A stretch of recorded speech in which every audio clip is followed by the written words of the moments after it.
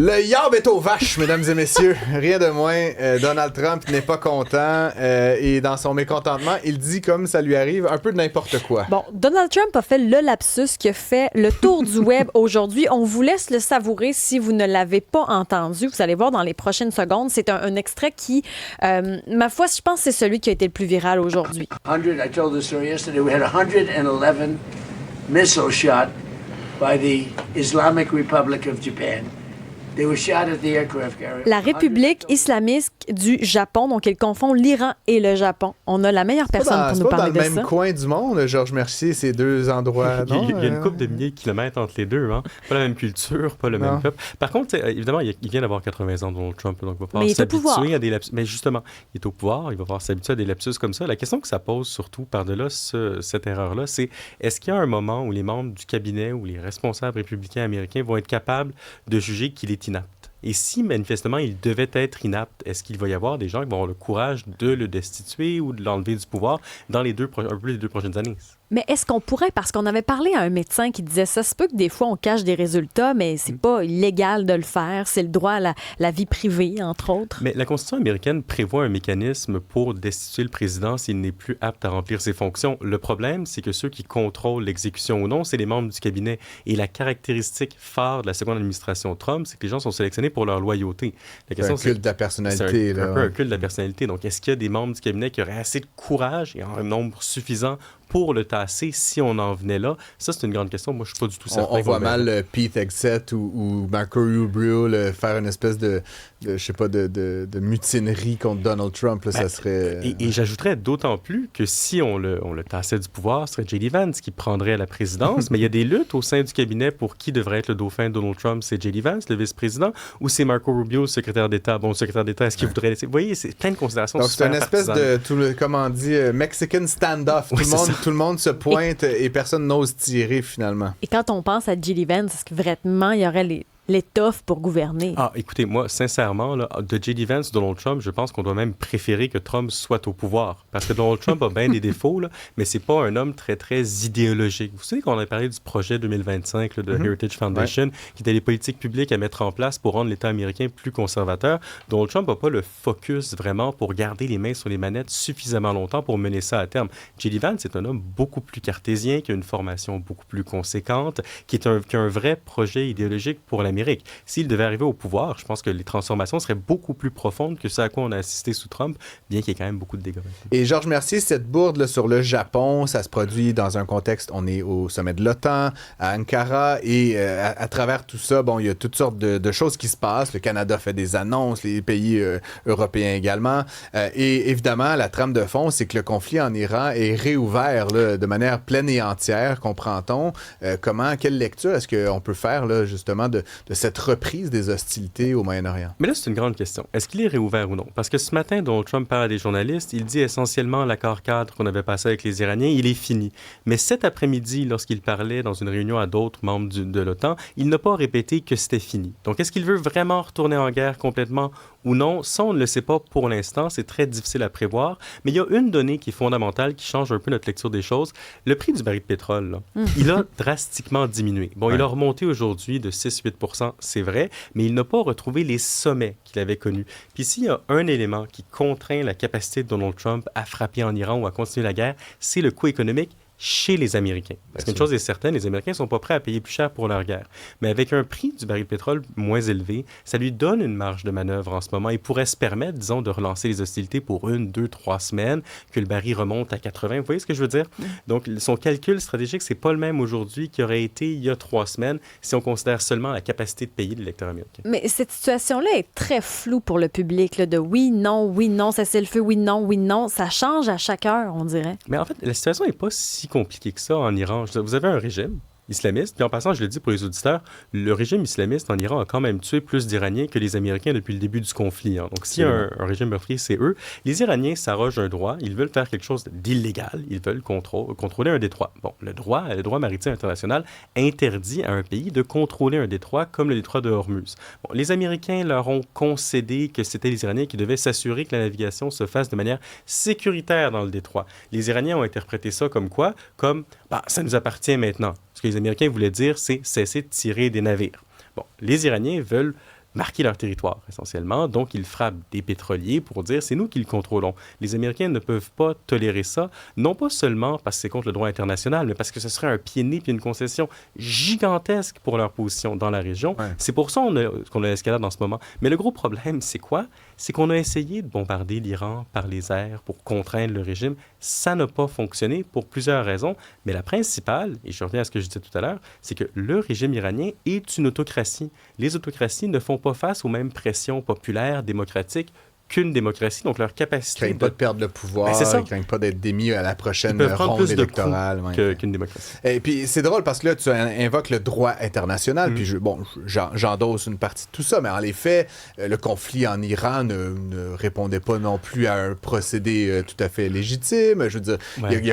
il y a eu pas mal de choses qui ont bafoué le droit international à l'initiative américaine. Donc, à ça, de ressortir le droit international comme une espèce d'homme de paille pour dire on peut pas prendre possession d'un détroit. D'ailleurs, tu sais, ces règles-là maritimes ont été mises en place, écrites et imposées par qui? Par les Américains. Donc, ultimement, l'Iran est dans son droit, pour pas faire de mauvais jeu de mots, de dire que les règles pourraient changer. Là, tu vois, c'est pas... tu comprends? Ah non, mais moi c'est pas inscrit dans les tables. Non, je t'accorde à 100% qu'il peut y avoir de l'hypocrisie dans l'application du droit international. Cela étant dit, il y aurait eu une justification pour l'invasion de l'Iran. Il y a ce qu'on appelle, en droit international, la responsabilité de protéger.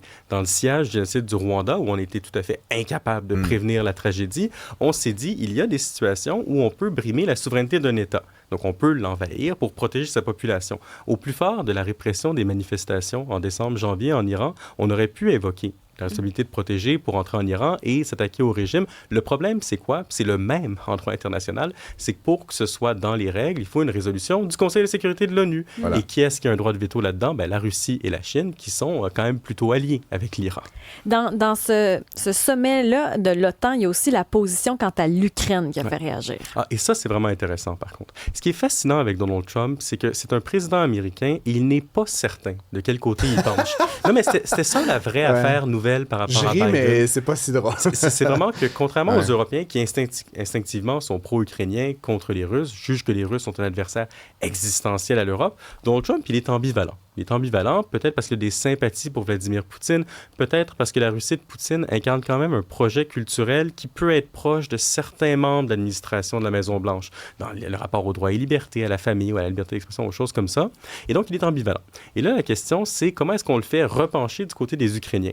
Et Vladimir Zelensky, apparemment, a été assez habile, parce qu'on a lancé une longue offensive pour frapper en Russie, notamment une panoplie de raffineries, pour amener la guerre chez les Russes. Ça permet à Zelensky d'aller voir Trump et de se dépeindre, non pas comme un gagnant pour l'instant, mais au moins comme quelqu'un qui est à l'offensive, qui a un momentum. Et manifestement, Donald Trump a du respect pour les gens qui ont du momentum. Et donc là, ce qu'il a annoncé aujourd'hui, c'est potentiellement significatif. Il accorderait des droits pour que les Ukrainiens fabriquent des missiles patriotes. Ça, c'est les intercepteurs qui permettent de se défendre contre des missiles balistiques dont les Ukrainiens ont cruellement besoin. Si c'est le cas, ça veut dire qu'on fait confiance à l'Ukraine, parce que c'est une technologie de pointe. Si elle est produite sur le territoire ukrainien, c'est pas demain la veille, mais si elle était produite sur le territoire ukrainien, ça voudrait dire que c'est un partenaire de confiance. Deuxième élément, Donald Trump a manifesté son soutien aux frappes en profondeur en Russie. Donc là, vraiment, il semble changer son fusil d'épaule. La grande inconnue, c'est est-ce qu'aujourd'hui ou demain, il va avoir un appel de Vladimir Poutine, et comme par magie, après cet appel-là, il va décider qu'il demeure neutre ou qu'il repenche à nouveau vers la Russie. Il y a eu un sommet il y a quelques mois entre Donald Trump et Vladimir Poutine, faut pas confondre les deux, sur lesquels on n'a finalement jamais su grand-chose. Là. Et puis bon, il y avait certains qui disaient que M. Poutine avait ressorti des affaires. Bref, on ne sait jamais trop ce qui s'est passé, mais il y a comme un avant et un après cette rencontre-là, j'ai l'impression. Est-ce que tu as une lecture ou des hypothèses sur comment la relation entre ces deux leaders, Trump d'un côté, Poutine de l'autre, évolue dans le temps, ils se parlent, ils confrontent des idées. Par rapport à ce sommet-là l'été dernier, ce que les fuites journalistiques nous disaient, c'est que ça s'était très mal passé dans la salle. Le ton aurait monté parce qu'essentiellement, Poutine serait arrivé et aurait refait la longue histoire de la Grande Russie à Donald Trump pour lui prouver que l'Ukraine, en fait, appartient à l'univers culturel russe. Donc ça s'est mal passé. Puis vous vous souvenez, l'automne dernier, les États-Unis avaient même pensé appliquer des sanctions secondaires sur des pays, par exemple, qui coopèrent avec la Russie, ce qui était une manière de remettre de la pression sur la Russie. Et cet hiver, on en a moins parlé, mais on a quand même resanctionné ou recommencé à sanctionner l'industrie énergétique russe. Du côté des Européens et des alliés, ont saisi des pétroliers russes. Donc, il y a un effort à peu près concerté pour augmenter la pression sur le Kremlin, mais on ne va pas aussi loin qu'on pourrait aller. Au Sénat américain, en ce moment, il y a encore une loi qui pourrait être votée et appliquée, qui là serait un barrage de sanctions contre la Russie dans le but d'étrangler le président russe. Économiquement. Il y a quand même, du côté des républicains aussi, une certaine hostilité là, à même soutenir l'Ukraine. Pendant un certain temps, sous Biden, on a envoyé de l'argent, on a envoyé des armes, des missiles, des systèmes patriotes. Là, on a vraiment réduit la voilure en matière de soutien. Est-ce que tu vois que l'opinion publique américaine pourrait éventuellement évoluer sur cette ça dépend chez quel républicain, parce que le Parti républicain est un peu éclaté, comme le Parti démocrate. Il y a des gens qui sont très isolationnistes. Pensez à des Tucker Carlson, l'animateur de Fox News, surtout sur la question israélienne, mais probablement aussi sur la Russie, qui disent essentiellement les États-Unis doivent rester chez eux. Qu'ils restent chez eux puis ils ne s'impliquent pas dans des conflits ailleurs. Il y a une branche du Parti républicain, surtout chez les sénateurs qui sont là depuis longtemps, qui sont farouchement pro-atlantistes et farouchement opposés à la Russie. Les mêmes personnes qui poussaient notamment pour qu'on intègre l'Ukraine à l'OTAN, eux existent encore, mais le parti, c'est vrai qu'il est divisé. Et ça peut se lire de deux manières. C'est que d'un côté, ça contraint le pouvoir du président, c'est-à-dire qu'il n'y a pas tout le soutien dont il pourrait vouloir bénéficier. De l'autre côté, ça lui donne aussi une raison pour ne pas agir trop fort, parce qu'il doit ménager la chèvre et le chou ici. Ouais.